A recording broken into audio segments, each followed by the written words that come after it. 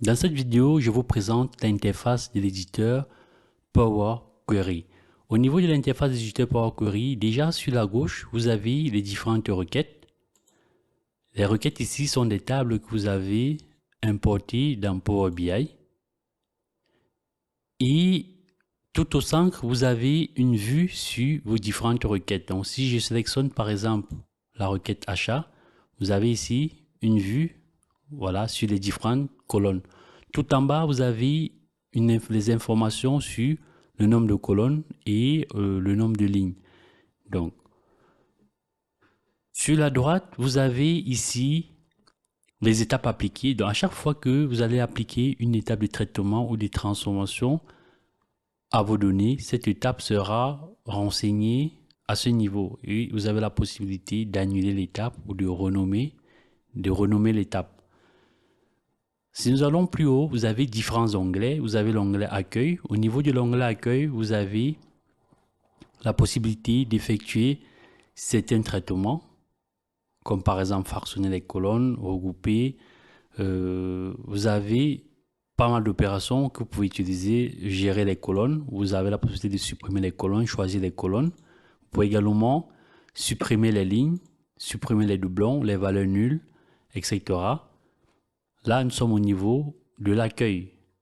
Vous pouvez également combiner, donc c'est-à-dire fusionner des requêtes ou fusionner des tables, ajouter des requêtes ou combiner des tables. Vous avez ces différentes options là. Vous pouvez également utiliser la première ligne pour les en-têtes, pour également remplacer des valeurs lorsque vous vous trouvez au niveau de l'onglet Accueil. Si vous passez à l'onglet Transformation, vous avez également d'autres transformations que vous pouvez appliquer, comme par exemple transposer, inverser les lignes, compléter les lignes. Vous avez également la possibilité de fractionner la colonne. Vous avez format où vous pouvez transformer par exemple une colonne en minuscule, en majuscule. Vous pouvez ajouter des préfixes, des suffixes ou alors utiliser la première lettre de chaque mot en majuscule. Donc on verra tout cela au long de la transformation. Vous pouvez également faire, vous pouvez également extraire, analyser. Vous avez également la possibilité d'effectuer des opérations statistiques telles que la somme, la moyenne, les cas types, etc. Donc là, nous sommes sur l'onglet Transformer. Si nous allons sur l'onglet Ajouter une colonne, vous avez la possibilité avec cet onglet d'ajouter des colonnes à partir d'exemples. On verra ça un peu plus loin. D'ajouter des colonnes personnalisées.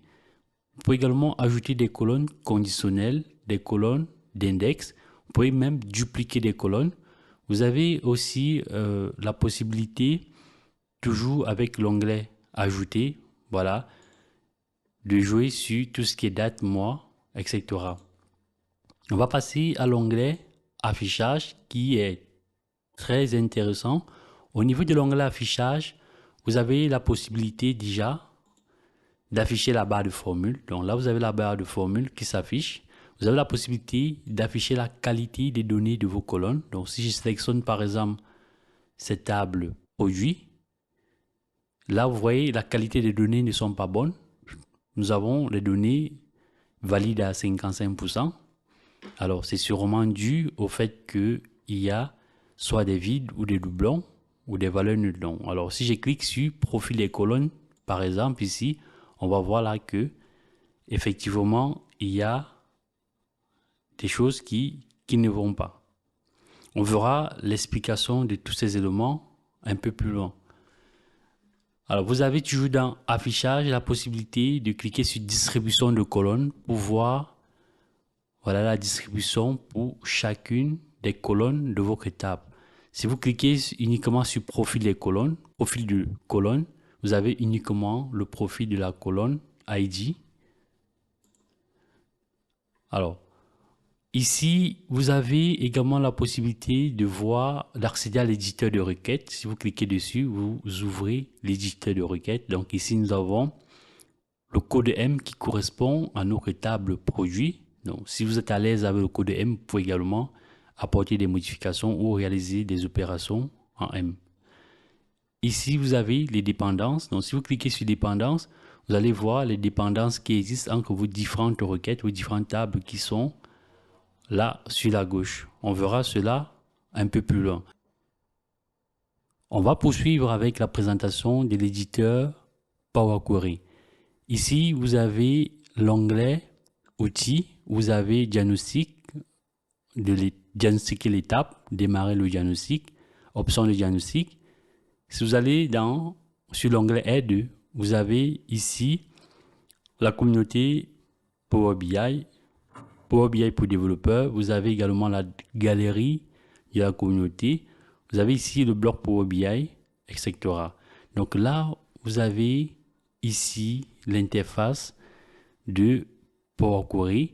Ici, vous avez les propriétés, donc les paramètres de requête. Donc, vous avez la possibilité, ici par exemple, si vous sélectionnez la requête apprenant, vous pouvez également renommer à ce niveau, renommer le nom, ou vous pouvez tout simplement faire un clic droit, comme ceci, pour renommer.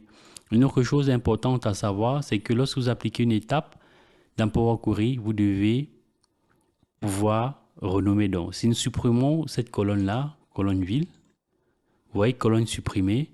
Si vous faites un clic droit, vous avez propriété. Vous avez la possibilité de rentrer une description, donc colonne ville pour dire supprimer, on va dire pour des raisons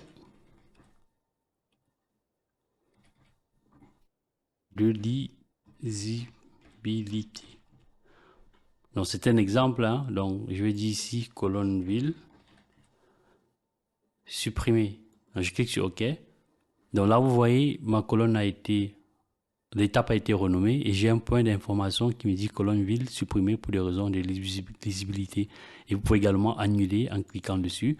Donc nous allons effectuer plusieurs opérations de traitement tout au long de cette formation et vous aurez par cette occasion la possibilité de manipuler et de voir l'utilisation de certaines fonctionnalités dans Power Query.